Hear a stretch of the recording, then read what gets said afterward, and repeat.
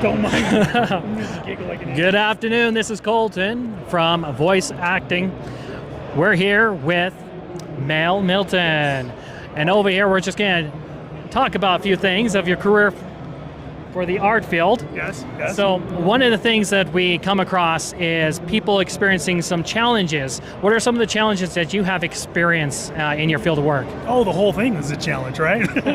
But early on, again, I stopped doing art when I was younger because I couldn't see myself. I didn't see a lot of people like me in the industry, and I didn't have an education. I dropped out in the 10th grade, and it felt like there's no way that I could go into something that everybody wants to get into without the education, without the knowledge, and without the connections.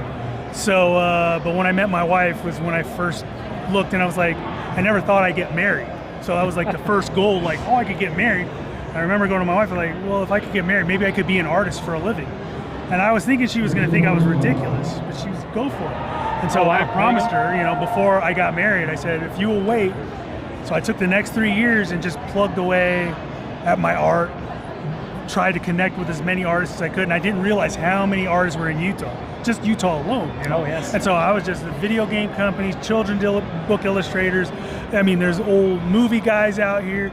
And so the more I started looking for these guys and started talking to them, what I realized was once I connected with them, that they weren't much different than me. Yeah, some of them had the education, some of them these, but at the heart of it, they enjoyed what they did.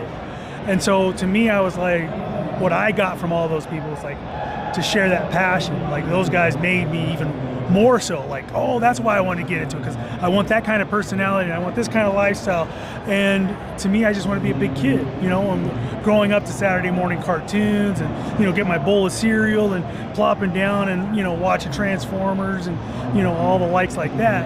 It was like, it was magical to me. So then to grow up and be able to do that for a living was something that I never thought in my wildest dream that would happen, that my wife set me on that.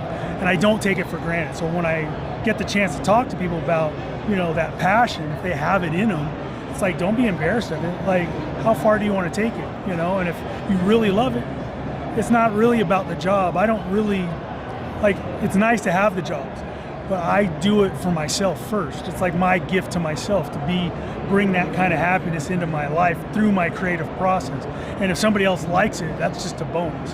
Wow. So to be able to have, the opportunity now to work on projects that I'm like, what, it's right. And wild to me. So, and you get a lot of people who are trying to figure out the different, figure out an art studio and try to build themselves up and how to start and how to get those resources to help train them. What are some of the things that help you figure out, okay, how do I do this and how do I do that? And where did you go to kind of help you teach yourself that, or did you have to reach out to get that experience?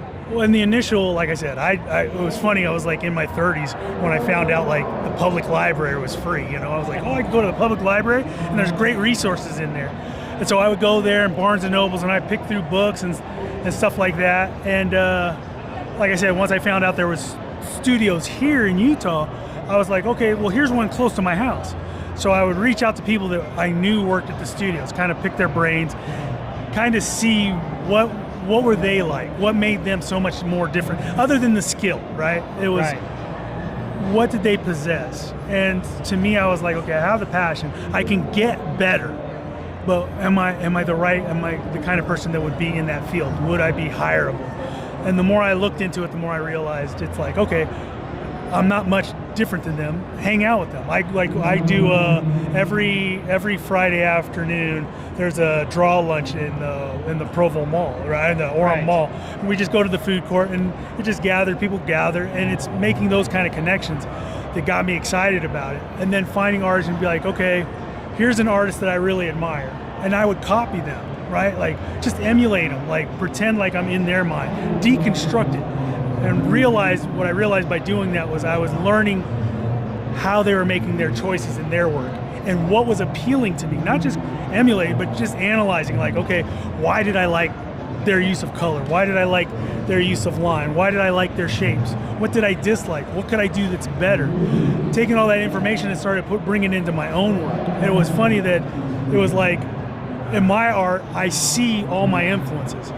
But all the people like, I really love your style. And I'm like, I don't have a style. That's all the things that I love is what I've been doing. So Wow. and now I'm going back to relearning basics because I really didn't until I started. Then I started working in the industry. Then I started to have to relearn basics. So again, I got my start as an interface designer, moved into character animation, and from character animation, when my daughter was born, I always drew. That was my base, but I always drew, and then now I'm, full-time illustrator. So. Wow. Well, thank you so much for that. I think that's going to help a lot of people with that. And one of the biggest thing I do see is some people might get some fear that kind of builds up on with it, especially when it comes to the younger beginners who are trying to go, okay, I got this art here, I'm trying to figure this out, or trying to figure that out, and they're trying to figure out that routine on how to move along. What are some of the things that might help, like maybe 3 wisdoms of yours that can help them figure out to build that networking of people, or how to get started to get them past that point to proceed in their career? I'll give you the thing that helped me the most. One was keep a journal.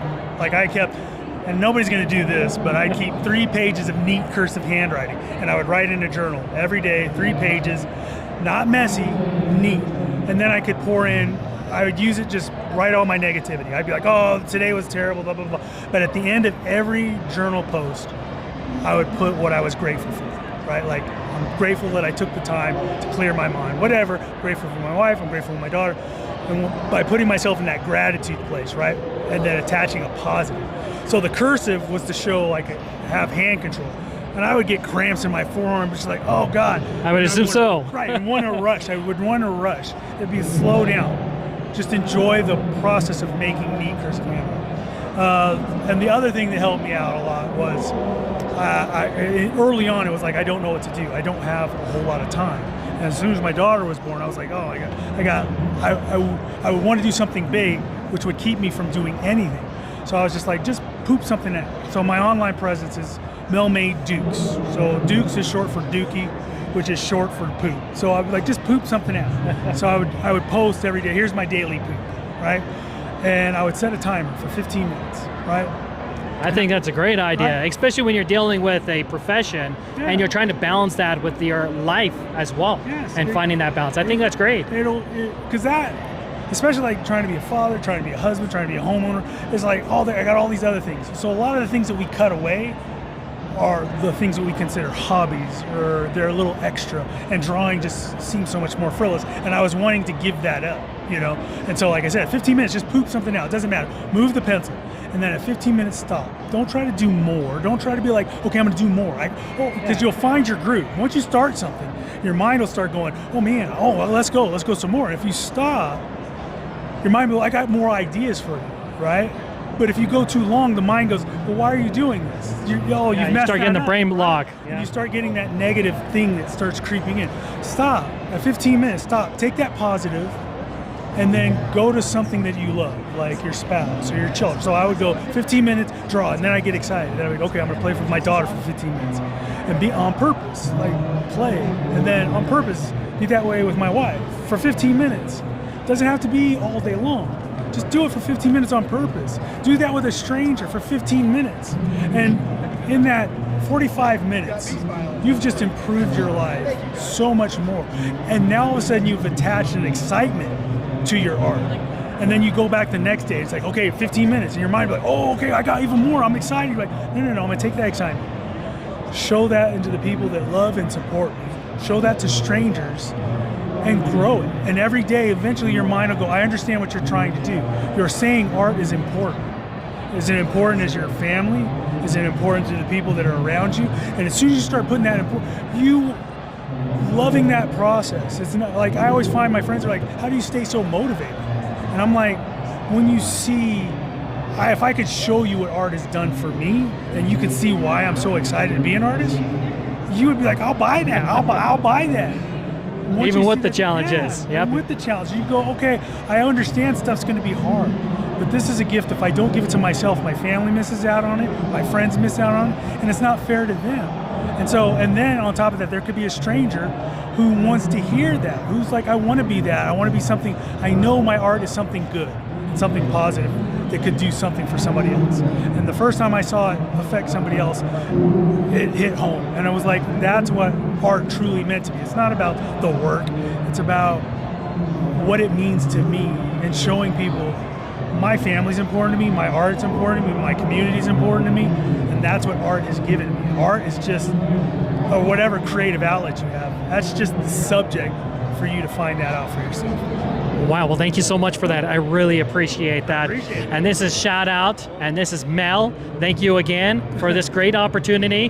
For those who are especially going for the art field, and of course there's going to be challenges throughout your career, and I think this is really going to help all of those people who are going to face those challenges, those fears, those embarrassments, and finding different strategies to really try to figure out their own way to go through. So thank you for sharing that for us and for those who are out there. I'm happy that hopefully that helps somebody, and I appreciate the opportunity to do so.